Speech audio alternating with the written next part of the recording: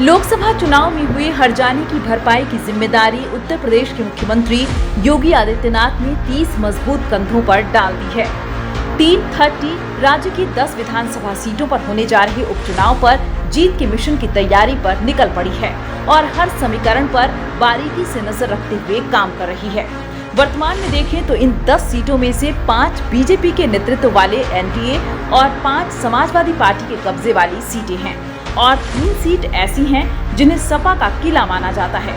ये सीटें हैं करहल, कुंदरकी और कटहरी। इनके अलावा फैजाबाद की मिल्कीपुर विधानसभा सीट भी खास मायने रखती है और बीजेपी के इस पर खास नजर है। सपा के अवधेश प्रसाद यहाँ से विधायक थे, जिन्होंने फैजाबाद में बीजेपी का राम मंदिर मुद्दा फेल करके 3 बार के सांसद लल्लू सिंह को शिकस्त दी। इसलिए पार्टी ऐसे उम्मीदवार की फिराक में है जो इस हार की भरपाई कर सके। ऐसे में जानते हैं कि इन सीटों का इतिहास क्या है और बीजेपी की जीत के कितने आसार हैं।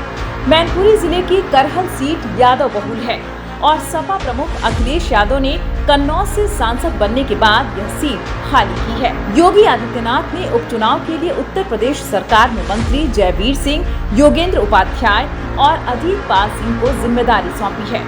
करहल सीट पर 3 लाख मतदाता हैं, जिनमें से सबसे ज्यादा संख्या यादवों की है, जबकि 35,000 शाक्य और 30,000 पाल और ठाकुर समुदाय के वोटर हैं।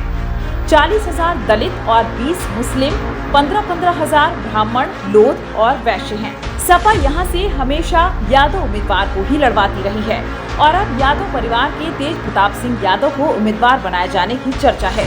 उधर बीजेपी में फिलहाल किसी यादव कैंडिडेट की तो चर्चा नहीं है, बल्कि पार्टी के पूर्व जिला अध्यक्ष स्वर्गीय मदन चौहान के पुत्र शिवम चौहान ने टिकट मांगा है।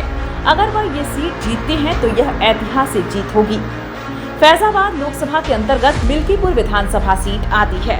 लोकसभा चुनावों में यह सीट सबसे ज्यादा चर्चा में रही। सपा के अवधेश प्रसाद को फैजाबाद की 5 विधानसभा सीटों में से 4 पर बढ़त मिली, जबकि बीजेपी के लल्लू सिंह को सिर्फ 1 सीट पर ही बढ़त मिली थी।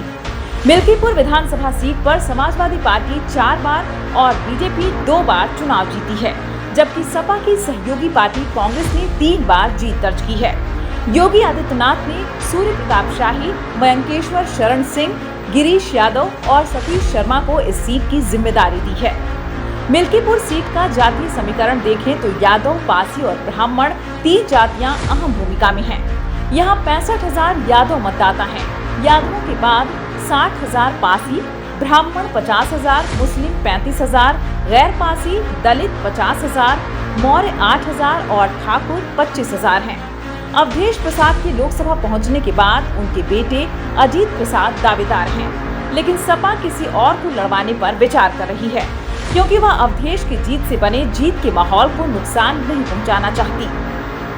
वहीं बीजेपी के पास मिल्कीपुर के लिए कई दावेदार हैं, जिनमें पूर्व विधायक गोरखनाथ, रामू प्रियदर्शी, नीरज कनौजिया, जिला महामंत्री काशीराम रावत, चंद्रभानु पासवान, राधेश्याम त्यागी, लक्ष्मी रावत और जिला पंचायत सदस्य बबलू पासी हैं। अंबेडकर नगर जिले की कटेहरी विधानसभा सीट सपा का किला मानी जाती है, जिस पर बीजेपी को सिर्फ 1 बार ही जीत नसीब हुई है। यहाँ से सांसद रहे सपा विधायक लालजी वर्मा सांसद बन गए हैं, इसलिए इस सीट पर उपचुनाव होगा। अंबेडकर नगर में कुल 18,50,000 से ज्यादा वोटर्स हैं।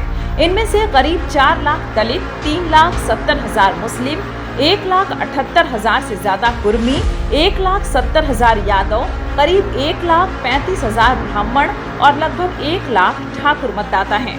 उपचुनाव के लिए सपा की तरफ से कटेहरी में ब्राह्मण या मांझी उम्मीदवार को उतारे जाने की चर्चा है। वहीं बीजेपी ने यूपी सरकार में मंत्री स्वतंत्र देव सिंह, संजय निषाद और दयाशंकर मिश्र दयालु को यहां की जिम्मेदारी सौंपी है।